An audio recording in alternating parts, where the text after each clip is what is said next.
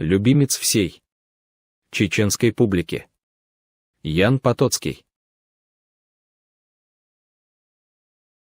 Когда пехотный отряд из Москвы установил арьергард у входа в Грузию, в том месте, где прежде стояла крепость Владикавказ, один гренадер, не знаю уж по какой причине, отошел от лагеря на несколько сот шагов. Выстрелом из ружья из-за скалы гренадер был убит на месте. В тот же миг показался ингуш, который отрезал убитому оба уха и тотчас исчез в скалах. История этого ужасного убийства такова. Когда русские занимали крепость Владикавказ, его брат по привычке воровал в окрестностях. Его захватили, пропустили через розги и затем отпустили.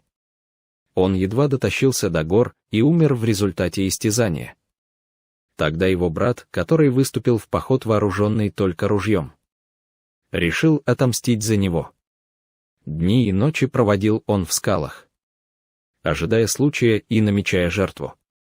Наконец, когда один молодой офицер неосмотрительно вышел из укрепления, ингуш утащил его ружье, самого его убил.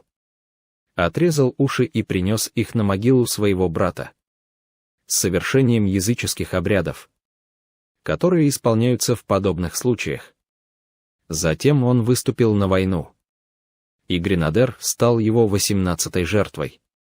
В числе убитых им были и 3 офицера. Некоторые чеченские деревни подвластны кумыкским князьям.